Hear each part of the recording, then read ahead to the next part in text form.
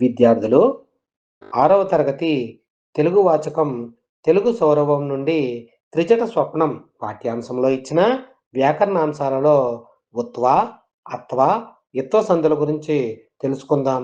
అలాగే సమాసాలు అయిన ద్వంద్వ, దిగు సమాసాల గురించి కూడా తెలుసుకుందాం.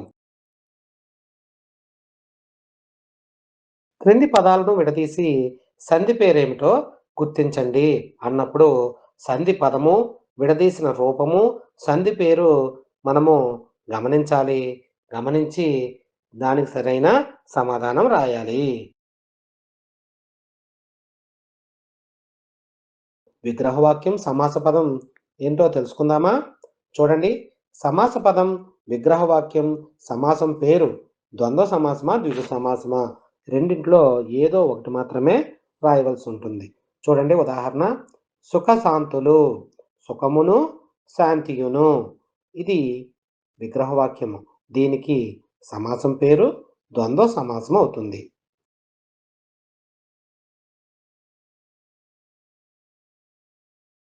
అలాగే మొదటి పదం చూడండి, మోటా ముల్లెలు, మోటయును ముల్లెయును అని విగ్రహవాక్యం రాసినప్పుడు సమాసం పేరు ద్వంద్వ సమాసం అవుతుంది. అలాగే చతుర్వేదాలు, సంఖ్య గల వేదాలు లేదా 4 సంఖ్య గల వేదాలను కూడా రాయవచ్చు. ఇది ద్విగు సమాసానికి చెందిన పదం.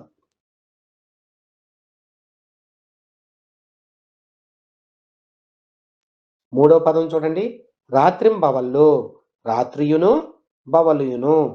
ఇది ద్వంద్వ సమాసానికి చెందిన పదం. మరికొన్ని సమాస పదాలు చూద్దాం. నవధాన్యాలు, నవ సంఖ్య గల ధాన్యాలు ద్విగు సమాసం.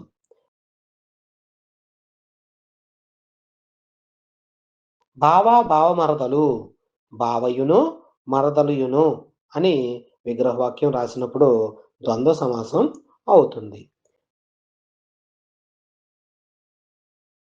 పంచప్రాణాలు అన్నప్పుడు పంచ సంఖ్య గల ప్రాణాలు. పంచ అంటే ఎన్ని? 5. 5 సంఖ్య గల ప్రాణాలు. ఇది ద్విగు సమాసం. సంఖ్యావాచకం కాబట్టి ద్విగు సమాసంగా పేర్కొంటాం.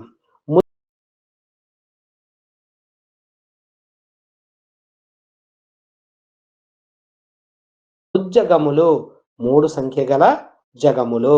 సంఖ్య అనేది వచ్చింది కాబట్టి సంఖ్యావాచకాన్ని ద్విగు సమాసంగా పేర్కొంటాము.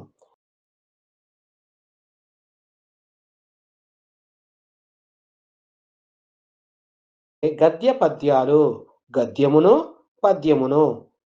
ఈ గద్యమును పద్యమును అన్నప్పుడు 2 పదాలు కాబట్టి 2 పదాలు కలిసినందువల్ల సంధి జరిగింది కాబట్టి ఇది ద్వంద్వ సమాసం.